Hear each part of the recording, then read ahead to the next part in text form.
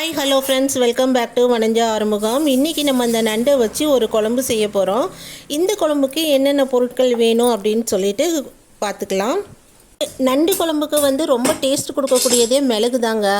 இந்த மிளகு 2 ஸ்பூனு, ஜீரகம் 1.5 ஸ்பூனு, பூண்டு ஒரு கைப்பிடி அளவுக்கு ஒரு 10-15 பல் பூண்டு இருக்கும். இதை தோல் உரிக்காமல் எடுத்துக்கணும். அடுத்து 2 பெரிய வெங்காயம், சின்ன வெங்காயம் இல்லாததுனால பெருசு.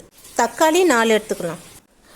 இந்த மிளகு, ஜீரகம், பூண்டு இது எல்லாத்தையுமே இந்த அளவுக்கு நம்ம அரைச்சி எடுத்துக்கலாங்க. இப்போ ஒரு வானல் வச்சுக்கலாம். இந்த வானலில் நம்ம நல்லெண்ணெய் ஊற்றிட்டு வெந்தயம் போட்டு பொரிய விட்டதுக்கப்புறம் கருவேப்பிலை போட்டு வெங்காயம் போட்டு வதக்கிக்கலாம்.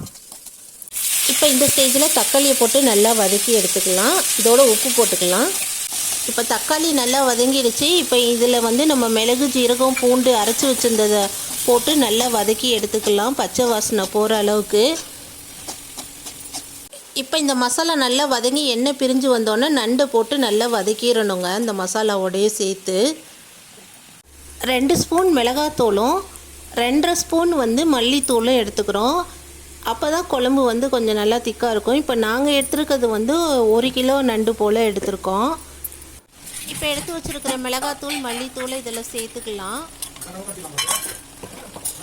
தேவையான அளவு தண்ணி ஊற்றி நல்லா நண்டு வெந்து குழம்பு கொதித்து வரும்போது தேங்காய் அரைச்சி வச்சுருக்கத இதில் ஊற்றி நல்லா கிளறி விட்டுடலாம். இப்போ குழம்பு ரெடி ஆகிடுச்சான்னு பார்க்கலாம். சூப்பராக குழம்பு ரெடியாகி எண்ணெயெல்லாம் பிரிஞ்சு வெளியில் வர ஆரம்பிச்சிருச்சு.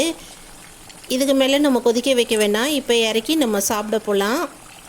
நீங்களும் வாங்க சாப்பிட்லாம். சரி, நான் சாப்பிட ஆரம்பிச்சிட்டேங்க. செம்மையாக இருக்குது நண்டு குழம்பு, ரொம்ப டேஸ்ட்டாக இருக்குது. இது மாதிரி நீங்களும் செஞ்சு ட்ரை பண்ணி பாருங்கள், உங்களுக்கும் பிடிக்கும் கண்டிப்பாக. உங்களுக்கு இந்த வீடியோ பிடிச்சிருந்துச்சுன்னா லைக் பண்ணுங்கள், ஷேர் பண்ணுங்கள், கமெண்ட் பண்ணுங்கள். தேங்க்யூ ஃபார் வாட்சிங் மை சேனல்.